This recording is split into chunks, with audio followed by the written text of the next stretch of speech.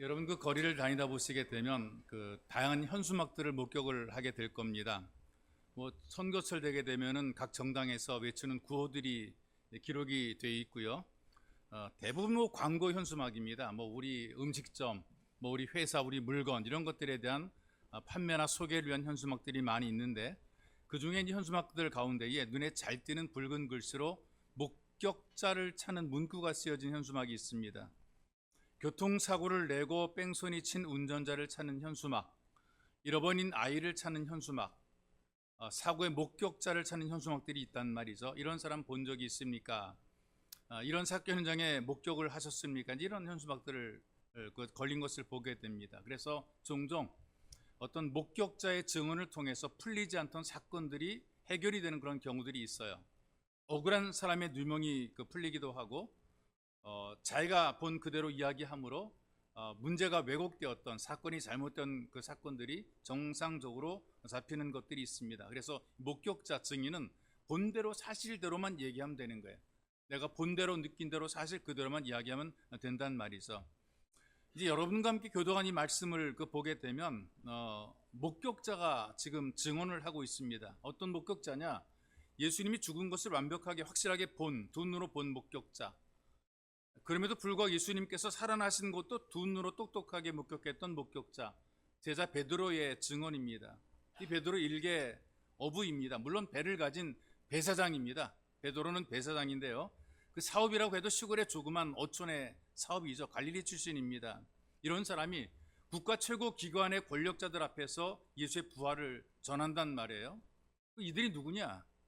예수를 십자가에 못 박으라고 사형을 주도한 사람들입니다. 그런 사람들 앞에서 당신들이 죽인 예수가 하나님께서 다시 살리셨다, 이렇게 증언한단 말이죠. 그리고 이렇게 또 얘기를 해요. 이 예수 외에는 다른 살 길이 없다, 소망이 없다라고 선포를 합니다. 본대로 느낀 대로 사실 그대로 전하는 것이죠. 목격자의 증언입니다. 소문만 듣고 전하는 것도 있기도 해요. 소문을 전할 때요, 사실인 것처럼 실감나게 전하는 사람들이 있어요. 가보지 않았는데 어서 듣고 와가지고 막 이렇게 실감나게 전한단 말이에요. 근데 붙잡아 다그칩니다. 너 진짜야? 아니야? 봤어? 안 봤어? 틀리면 확 죽여? 그때는 이제 쫄아가지고 우물쭈물 한단 말이에요. 자신 있고 담대하게 말하지 못하게 되고, 뭐 누구한테 들었다, 뭐 누가 그러더라, 책임을 회피를 하고 자기가 책임을 지지 않으려고 그런단 말이죠. 한 발 뺀단 말이에요. 핑계를 많이 댄단 말이죠. 왜? 내가 본 것이 아니고 내가 확인한 것이 아니기 때문에, 누군가에게 들었기 때문에 자신 있게 말을 못하는 거예요. 그런데 지금 여기 베드로를 보시게 되면 다그치는 권력자 앞에서 분명하게 증언하고 있습니다. 우리 다그치는 사람들이 오히려 놀랄 말을 하고 있단 말이죠. 내가 봤다, 나는 목격자라고 담대하게 얘기를 한단 말이에요. 그래서 3년이 넘도록 예수님과 동행하고 함께 일하던, 함께 사역했던 그 예수님께서 십자가에서 죽으셨다, 내가 봤다. 우리는 둘째 스승을 잃어버린 떠돌이 제자가 되었다. 그런데 아리마대 요셉이 무덤을 준비해서 예수를 묘실에 모셨다. 그런데 이렇게 된 불안한 상황 속에서 혼자 있기가 얼마나 무섭고 떨릴까. 스승은 붙잡혀서 죽게 되었고 제자들은 흩어져 있는데 나 혼자만 있으면 고립이 될 것 같고 무섭고 외톨이가 될 것 같아서 우리는 모였다. 다 같이 모여있고 문 닫고 모여있는 그 자리에 예수님께서 나타나셨는데, 부활의 예수님이 나타나셨다. 우리가 두 눈으로 똑똑히 보았다.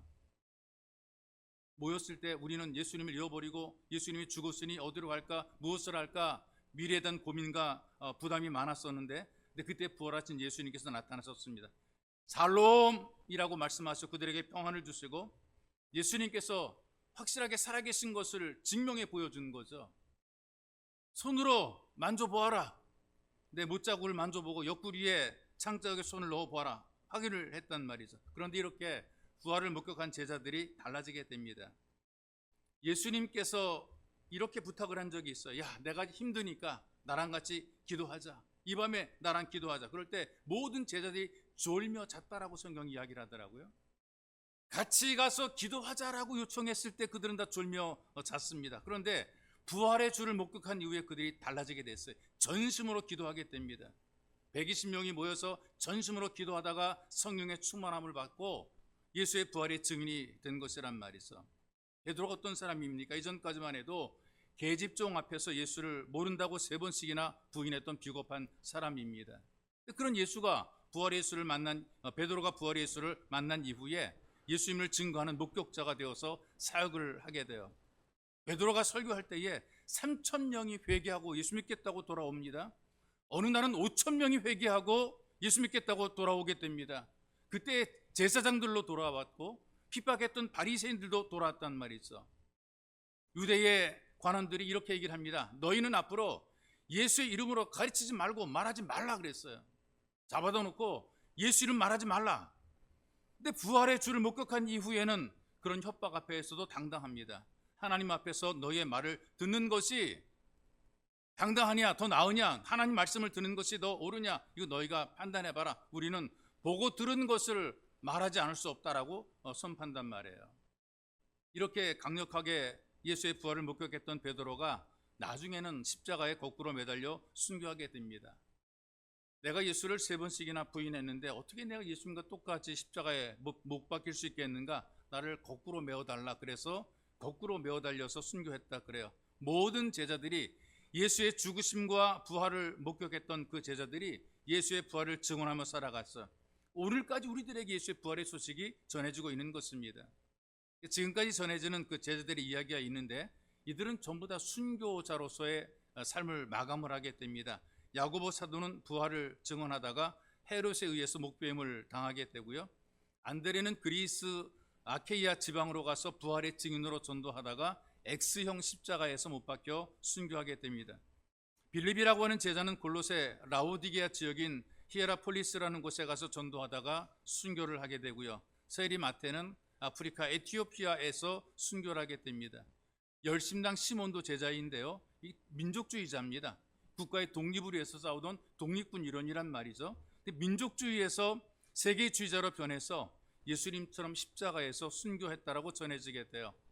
또 다른 작은 유다는 페르시아에서 순교했었고 의심이 많았던 도마는 인도에까지 가서 예수의 부활을 증거하다가 나는 직접 내가 손으로 보고 만졌다라고 증언하다가 화살을 맞고 순교를 하게 됩니다. 한 명만 살았어요. 사도 요한만 끝까지 살았어요. 부활의 증인으로 이 사도 요한은 반노섬에서 늙어서 죽었다. 죽이려고 해도 죽지 못해서 전해지는 얘기에 의하게 되면은 기름통 속에 집어넣는데 살아나서 결국에는 죽을 때까지 그 예수님의 그 말씀을 계시를 미래의 계시를 기록 요한 계시록을 마무리하고 죽었다 그렇게 전해져 내려오고요. 우리가 잘 아는 사도 바울은 로마 외곽 사형장에서 단두대에서 목뱀을 당해 순교를 하게 되었다고 얘기를 해요. 이걸 쭉 보게 되면 부활의 증인들의 모습을 보게 되니까 거의 다 부활을 증거하다가 다 순교했어요. 죽었단 말이죠. 속된 말로 제명대로 못 살고 죽었다 이제 그런 표현을 쓰게 되는데 왜 이렇게 그들은 순교자의 제물이 되었을까? 순교로 인생을 마감했을까? 부활을 믿었기 때문에 그렇습니다. 죽는 것이 아니라 죽음으로 산다라는 이 부활에 대한 확신이 있었기 때문에 예수의 부활을 보았기 때문에 그들은 이 죽음도 두려워하지 않고 이 부활의 증인이 된 것이란 말이죠. 간접적으로 들은 것이 아니에요. 누구한테 소문으로 들은 것이 아니에요. 직접적으로 본 사람들이고 목격한 사람들이기 때문에 그들은 진짜 증인이 된 것입니다. 이 증인 목격자는 죽음에 이를 때까지 자기가 본 것을 아는 것을 사실 그대로 말해야 되는 것이란 말이죠. 그래서 이 예수의 부활은 이렇게 전하다가 죽을 만큼 굉장히 대단하고 위대한 사건입니다. 왜냐하면 인류 최대의 과제인 죽음의 문제를 극복한 사건이기 때문에 그래요. 죽음의 문제가 예수님으로 말미암아 해결이 됐습니다. 부활을 통해서 우리들에게 죽음 이후의 세계에 대한 확신을 주었단 말이죠. 우리나라 유명한 개그맨 김형곤 씨가 있어요. 이분이 이제 자기가 죽게 되면 사후에 비만 연구용으로 기증하겠다 이렇게 얘기를 했어요. 뭐 뚱뚱하신 분인데 왜 사람이 비만하게 되는지 그 연구용으로 자기 시신을 기증하겠다 이렇게 얘기를 했습니다. 미국에서도 한 개그맨이요. 자기 사회 시신을 해부용 실험 대상으로 기증을 했는데 조건이 있습니다. 특별히 하버드 대학 의과대학으로 보내달라 그렇게 소원을 유언을 했습니다. 왜 그러냐? 나는 이것이 내 부모님의 유일한 소원을 풀어드릴 수 있는 유일한 방법이다. 우리 부모님께서는 내가 하버드 대학에 입학하는 것을 그토록 원하셨다. 하버드 대학생이 되면 좋겠다라고 생각했는데 내 머리가 거기까지 안 되고 아무리 공부를 해도 하버드 대학 문턱도 갈 수 없었다. 그런데 갈 수 있는 방법은 죽어서 시체 해부용으로 가는 길밖에 없다. 그렇게 얘기를 했어요. 그래서 자기는 나 죽으면 하버드대 의대로 보내달라. 나무를 끼던 사람들도 참 죽을 때 이 죽음은 역시 고통스럽다라는 말을 남기고 세상을 떠나게 됩니다. 죽을 때 웃음으로 죽는 사람은 아무도 없습니다. 전부 다 이 죽음 앞에 슬퍼하고 고민을 많이 하게 됩니다. 남의 죽음에 대해서는 뭐 잘 살았니 못 살았니 잘 죽었니 못 죽었니 말하게 되는데요. 내가 내 입장에 죽음이 닥치게 되면, 내가 사랑하는 사람이 죽음에 이르게 되면 생각이 달라지게 됩니다.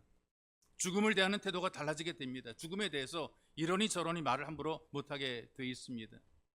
목회자로 있다 보게 되니까요, 서울 시내 유명하다는 병원은 다 신망 다녀봤거든요. 여러 병원의 영안실도 제가 다 다녀봤습니다. 근데 그 중에서 꽤 괜찮은 영안실이 두 군데가 있어요. 아산병원 영안실과 삼성병원 영안실이 있습니다. 삼성병원 영안실을 다닐 때 부목사 때인데요, 운전해 주시는 관리 집사님이 계시는데 이런 말을 저한테 하더라고요. 목사님, 여기가 너무나 좋아서 죽을 때 여기서 이 일로 기어와서 죽고 싶네요 그러더라고요. 신방가 보니까 그 영안실이 그렇게 좋았던가 봐요. 기어와서 죽고 싶대요. 그런데 그렇게 좋게 보이는 곳이지만 살아보려고 발버둥 치는 것, 그런데 그 살아보려고 아무리 발버둥 쳐도 그렇게 발버둥 치던 사람들이 죽어나가는 것, 그래서 슬피 우는 사람이 있는 곳이 바로 영안실입니다. 죽음이 있는 곳은 어디든지 슬픈 거란 말이죠. 생명 하나 붙잡고 이거 살려보겠다고 살아보겠다고 얼마나 애를 쓰는 사람들이 많은지 몰라요. 의사를 붙잡고 호소 많이 하잖아요. 내 자식만 살려주면, 내 남편과 내 아내만 살려주기만 하면 내가 뭐든지 다 하겠습니다. 죽어가는 아들의 자녀들의 참 생명을 끌어안고 간절히 몸부림치는 부모들의 울부짖음이 있습니다. 부모의 죽음이 안타까워서 살려주시면 내가 뭐든지 다 하겠다라고 말하는 그런 자녀들이 있기도 하고요. 사랑하는 사람이 죽어가는 것을 바라보고 내가 뭐든지 하겠습니다, 제발 좀 도와주세요. 여러분, 사람이 그 한계를 뛰어넘지 못하더라고요. 아무리 의학이 발전해도요, 생명을 되살리지는 못합니다. 죽음으로 넘어가게 되면 그 이상으로 끝이 되는 거죠. 모두가 다 영안실로 갈 수밖에 없단 말이에요. 사람들이 만들어낸 종교도 똑같아요. 죽음이란 한계 앞에서 다 더 이상 나가지 못합니다. 그 공자도 73세로 세상을 떠났어요. 석가모니는 80세로 세상을 떠났어요. 마호메트는 좀 더 어린 나이에 63세에 무덤을 남겼습니다. 흙에서 왔기 때문에 그들은 다 흙으로 돌아갔습니다. 최고의 권력도 죽음을 막지 못해요. 세상을 호령했던 임금들도 죽음 앞에서는 굴복하게 됩니다. 그리고 죽은 자리를 동산만큼 커다랗게 만들어서 죽음의 증거를 만들어 놓는 것을 보게 됐죠. 그런데 우리 예수님의 무덤은 비어 있습니다. 시골 어부가 이 예수를 하나님이 죽은 자 가운데서 살리셨다라고 아무리 외쳐도 당시의 관리들이 할 말이 없었어요. 왜? 무덤이 비어있기 때문에 그렇습니다. 분명한 사실이기 때문에 뭔가 좀 어떻게 하고 싶은데 할 수가 없었단 말이죠. 말하지 말라고 때려서 보낼 뿐 그 이상은 말릴 수가 없어요. 왜? 사실이기 때문에 그렇습니다. 이 부활의 증거를 막기 위해서 만들어내는 것이 어떤 것이냐? 돈을 주고 사람들을 매수해서 거짓 증거를 만들어내는 겁니다. 부활을 목격한 사람들이 로마의 군병들이거든요. 그들이 자기들의 분명히 목격한 사실, 빈무덤을 목격했어요. 천사들이 돌을 굴려내는 것을 목격하고 도망갔어요. 제사장에게 가서 알립니다. 큰일 났습니다. 예수가 살아난다 그러더니 진짜 살아났습니다.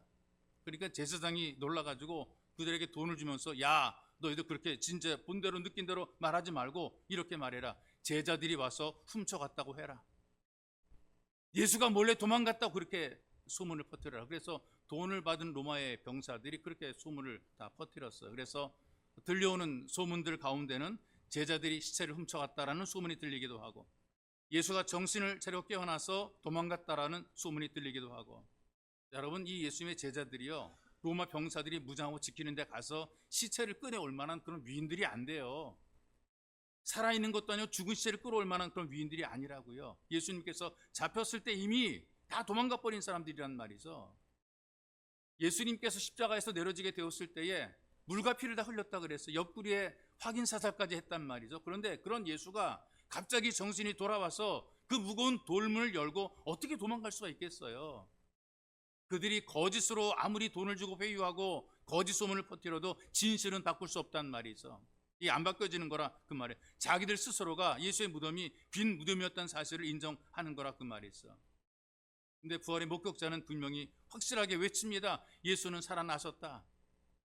받은 것이 아무것도 없지만 목격자이기 때문에 진실을 말하고 선포하는 것입니다. 이 말을 들은 사람들도 부활의 증인입니다. 예수는 살아나셨다라고 목격자가 전하는 그 소리를 들었던 여러분들도 이 시대의 부활의 목격자라 그 말이죠. 그러니 여러분들도 예수의 부활의 증인으로 살아가시기를 주님의 이름으로 축복합니다. 그리고 이 부활은 생명 있는 신앙의 증거가 되는 거예요. 이 땅에는 모든 종교들 보세요. 착하게 살아라, 선한 일을 하라 가르치지 않습니까? 이 땅의 모든 교육들도요, 선한 일을 하라고 권한단 말이죠. 그런데 선한 일을 합니다. 착하게 살아갑니다. 보람은 있죠. 마음이 뿌듯합니다. 그런데 생명은 없습니다. 그래도 죽어요. 아무리 우리가 선하게 살고 착하게 살아도 우리가 이 땅에서 존경받기도 하고 보람 있기도 한데, 그러나 보람과 존경은 받지만 그러나 생명은 죽는단 말이죠. 우리 모든 그리스도인들은 사실 예수 믿는다는 이유 때문에 모든 일에 좀 조심하는 경우들이 많거든요. 어려운 일을 만나기도 하고 속상한 일을 만나기도 하고 늘 참고 견디는 이런 훈련을 하게 됩니다. 세상에서 손해보는 경우도 있잖아요. 잘 속아 넘어갑니다. 근데 진짜 속는 것이 아니고요, 알면서도 속아주는 그런 경우들이 많아요. 이왕이면 우리가 이 땅에 살아갈 때에 착하게 살려고 애를 쓰는 것을 보게 됩니다. 남들이 즐겨 먹는 것도 절제하고요, 세상이 아무리 좋아도 우리가 주일 되게 되면 예배당에 와서 예배를 드린다는 말이죠. 여러분, 갈 데 없어 우리가 여기에 왔습니까? 이 지하실에 와서 우리가 예배를 드립니까? 할 일이 없기 때문에 시간이 남아 돌아서 그래서 우리 여기 온 것 아니지 않습니까? 여기 온 것은, 예배를 드리는 것은 예수를 믿기 때문에 우리가 이곳에 온 것입니다. 여기에 생명이 있기 때문에 우리가 누게로 가오리까? 영생의 말씀이 여기 있사오니 우리가 누게로 가오리까? 이런 마음으로 우리가 예배를 드리는 거란 말이죠. 성경이 우리에게 이렇게 격려해주고 있어요. 그리스도께서 다시 사신 것이 없으면 너희 믿음도 헛되고 너희가 여전히 죄 가운데 있을 것이요, 또한 그리스도 안에서 잠자는 자들도 망하였으리니 만일 그리스도 안에서 우리의 바라는 것이 금생뿐이면, 우리가 사는 지금뿐이면 모든 사람 가운데 우리가 더욱 불쌍한 자 아니라. 여러분, 우리가 부활의 소망을 가지지 못하고 살아간다면, 부활의 신앙이 없다면 예수 믿는 사람이 제일 불쌍한 사람이라 그 말입니다. 한심한 사람이라 그런 의미로 얘기하고 있단 말이에요. 이렇게 주일날 여기 쪼그리고 앉아 예배를 드리는 우리 모두가 너무나 불쌍한 사람, 불행한 사람들이에요. 부활이 없다면. 우리가 이렇게 좋은 세상에서, 이렇게 할 일이 많은 세상에서, 볼 것, 놀 것, 즐길 것이 많은 세상에서 이 시간에 그 먼 거리에서 와가지고 여기서 예배를 드리는 이 처지가 우리가 얼마나 한심하냐 그 말이죠. 부활의 신앙이 없으면 인생은 허무한 것입니다. 격제 화장태, 또 여러 그 장례식 화장터에 가보게 되면 다양한 현장들을 목격을 하게 돼요. 시신을 관과 함께 참 불석에 집어넣었죠. 시간을 맞췄다 꺼내게 되면 거의 남는 것이 없습니다. 다 타버려 남는 것이 없고요, 쇠붙이 정도는 남더라고요. 이럴 때 뭐 금이빨이 남거나 관절, 뭐 인공 관절한 거 그런 것들이나 남아 있고 전부 다 가루가 되고 재가 돼버리고, 어느 정도 남은 것은 빻아서 줍니다. 가루를 만들어 준단 말이죠. 소위 말하는 한 줌의 재가 인생이란 말이죠. 이것마저 거절하게 되면 굴뚝에서 연기로 다 날려서 이제 사라져 버리게 만들어 놓습니다. 이렇게 사는 게 인생의 끝이라면 우리가 이렇게 허무하게 살아갈 필요가 없잖아요. 악착같이 이왕에 사는 거 좀 악착같이 살아야죠. 이렇게 한 줌의 재로 변해버리는 것이라면 좀 우리도 사기도 칠 줄 알고, 남이 가진 좋은 건 내가 좀 빼앗아 나도 가지게 되고, 내 것만이 만들어 놓고 마음껏 먹고 마시고 즐기다가 까지 세상 뭐 100년밖에 못 사는 마음껏 즐기다 가자, 이렇게 사는 게 맞습니다. 그런데 이게 인생의 끝이 아니거든요. 이 끝이 아니거든요. 이렇게 한 줌에 절어가는 것이 인생의 끝이 아니란 말이죠. 우리들에게는 생명이 있습니다. 하나님 앞에 가는 생명이 있습니다. 그래서 이 생명의 은혜를 바라보고, 생명을 바라보고 우리가 이 땅을 살아갈 때 인내도 하고 참기도 하고 억울하기도 하지만 이걸 다 감수하고 인생을 살게 되는 거란 말이죠. 예수의 부활로 모든 성도에게 성령이 함께 하십니다. 바로 그 성령께서 여러분들에게 활력 있는 신앙생활 할 수 있도록 격려를 하십니다. 마음에 감동도 주시기도 하고요, 우리 믿음의 심지에 불을 붙여주십니다. 믿음이 식어서 깜빡깜빡 할 때에 우리 신앙에 불을 붙여주시는 거란 말이죠. 그러다 보니까 믿는 척만 하는 신앙이 아니라 확실하게 믿어지는 믿음의 역사가 만들어지게 돼 있어요. 예배를 드리다 보게 되면, 말씀을 듣다 보게 되면 깜박깜박 믿을 것처럼 안 믿을 것처럼 그렇게 살다가 확 믿어지는 은혜가 우리에게 주어지게 되는 것입니다. 믿음의 사람들이 이런 식으로 참 믿음을 지키며 살았는데요. 초대 교회가 로마로부터 많은 핍박을 받았어요. 네로 황제를 통해서는 정말 억울하게 그 순교를 당했단 말이죠. 한 반미추앙이 같은 그런 사람인데요. 로마에 불을 질러놨습니다. 뭐 시를 짓고 막 약간 좀 사이코입니다. 근데 이걸 누가 저질렀는가? 그리스도인들이 불을 질렀다라고 소문을 누명을 뒤집어 쓰였습니다. 원형 경기장에 많은 사람들을 모아놓고 거기다가 예수 믿는 사람 다 잡아다 놓았습니다. 그리고 그들에게 사자밥이 되게 만드는 거죠. 예수 믿는다는 이유 때문에, 그리스도인 이유 때문에 젊은 여인과 그 아들이 붙잡혀 왔습니다. 사제의 밥으로 던져지게 되었어요. 굶주린 사자들이 울면서 다가옵니다. 아이가 새파랗게 질려서 엄마 품으로 파고들면서 무섭다고 엄마에게 그 소리를 치고 울고 있습니다. 엄마가 아기한테 이렇게 얘기를 해줬다 그래요. 꼭 안아주면서 얘야 눈을 꼭 감아라. 그리고 조금만 참아라. 그러면 주님께서 환한 세상을 우리에게 열어주신다. 이렇게 순교의 제물이 되어 세상을 떠난 사람들이 한두 명이 아니란 얘기예요. 이름이 없는 수많은 사람들이 이런 순교의 제물이 되어 세상을 떠나게 되었습니다. 왜 그러냐? 부활의 소망을 바라보았기 때문에 그렇습니다. 생명을 확실하게 믿었기 때문에 그런 것이 있어. 이 부활의 신앙은 생명이 있단 말이에요. 어떤 환경, 어떤 조건 속에 있든지 부활의 생명을, 부활의 믿음을 가진 사람들은 생명력 있는 신앙을 가지게 되는 것입니다. 여러분들이 이 부활줄 예배를 드리게 됩니다. 이 부활줄 예배를 통해서 여러분들의 신앙이 생명력 있는 신앙이 되시기를 주님의 이름으로 축복합니다. 또 이 부활은 성도들에게 산소망을 주시는 겁니다. 무덤이라고 하고 묘실이라고도 얘기를 하게 되는데 죽어서 가는 자리입니다. 살아서 가는 곳이 아니라 죽어서 가는, 못 쓰는 자리라 말이죠. 썩는 자리에 거기는 절망의 자리입니다. 오직 죽은 자만 가는 자리란 말이죠. 그런데 예수님께서 그런 죽은 자의 자리에 있을 필요가 없었단 말이죠. 부활을 통해서 이 죽음을 이겨내셨습니다. 예수님이 살아났다는 사실을 실감을 하지 못할 수가 있어요. 그래서 마음속에 이런 생각을 하기도 하죠. 뭐 예수님이 살았으면 사는 거고 아니면 아닌 거고. 이 부활에 대한 확신이 없을수록 소망도 사라지게 돼요. 그런데 이 부활을 통해서, 이 부활의 신앙을 통해서 예수님께서 우리들에게 산소망이 되어 준 거란 말이죠. 여러분들이 만약에 이 부활에 대한 확신과 자신감이 있게 되면 다른 사람에게 증인이 됩니다. 알든 모르든 여러분들은 증인의 삶을 살게 되는 거란 말이죠. 우리가 두려운 것입니다. 예수 믿는 사람들이 겁나는 거, 왜? 죽어도 산다 그러니까 겁나는 거란 말이죠.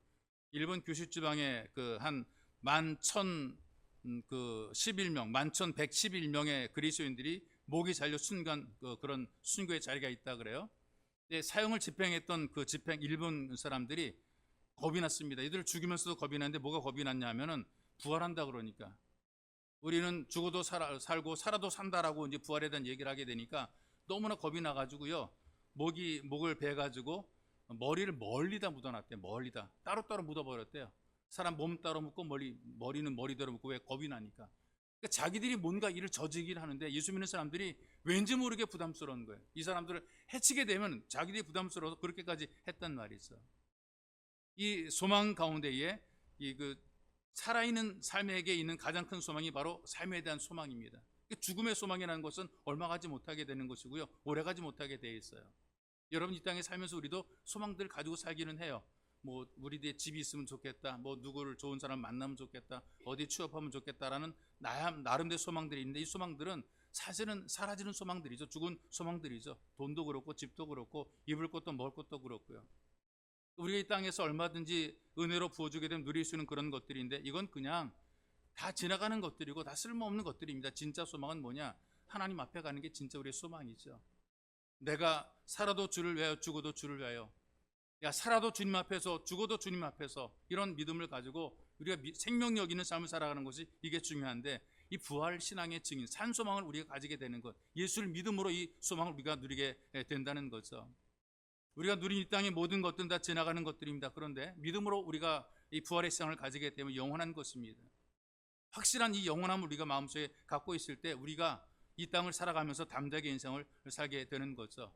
바로 우리 예수님께서는 부활과 생명으로 다가오셨고 무덤 저 건너편에 놀라운 소망을 약속해 주었습니다. 첫 열매가 되셨다고 그랬기 때문에 그 다음 열매들이 계속해서 맺혀지게 만들었습니다. 바로 그 주님께서 시간 우리들에게 하나님의 은혜를 부어주시고 이 부활의 소망으로 이 땅을 살아가기를 간절히 원하는 것입니다. 이것을 믿지 못하는 것이 문제인 것이죠. 주께서는 지금도 우리에게 분명히 말씀하십니다. 이렇게 우리에게 말씀하십니다. 나는 부활이요 생명이니. 내 말이 아닙니다. 예수님께서 말씀하신 것입니다. 나를 믿는 자는 죽어도 살겠고, 예수께서 말씀하신 것입니다. 무릇 살아서 믿는 자는 영원히 죽지 아니하리니 내가 이것을 믿느냐? 내가 이것을 믿느냐? 여러분들은 정말 이것을 믿습니까? 여러분은 정말 살아계신 예수 그리스도에 대한 신앙을 확신하고 있습니까? 나는 부활이요 생명이니 나를 믿는 자는 죽어도 살겠고 무릇 살아서 나를 믿는 자는 영원히 죽지 아니하리니 이것을 내가 믿느냐?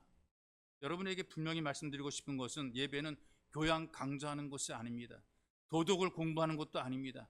성경을 공부하는 것도 아닙니다. 살아계신 하나님과 인격적인 만남입니다.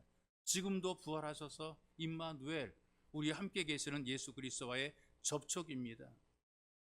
하나님의 말씀과 함께 찬양과 기도 드림을 통해서 살아계서 역사하시는 하나님의 은혜, 지금도 여전히 부활하셔서 우리와 함께 하시는 임마누엘의 그 주님을 성령을 통해 누리게 되는 복된 주일이 되시기를 주님의 이름으로 축복합니다.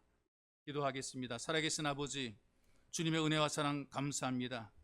죽은 자가 있을 무덤을 열고 부활하신 예수를 확실히 믿는 믿음을 갖도록 은혜를 베풀어 주시고, 우리가 이 땅에 예수 믿으며 산다는 것, 종교인으로 살아가는 것이 아니라 산 소망을 가진 믿음의 사람, 성도가 되도록 은혜를 베풀어 주옵소서. 예수의 참 은혜가, 부활이 우리들에게 주어지는 놀라운 은총을 체험하기를 간절히 원합니다. 바로 부활의 예수를 통해서 우리 육신의 질병들이 떠나가게 만들어 주시고, 상처받은 영혼들이 고침받게 도와주시고, 탐욕으로 가득한 마음과 삶들이 바뀌어지고 변화가 될 수 있도록 은혜를 베풀어 주옵소서.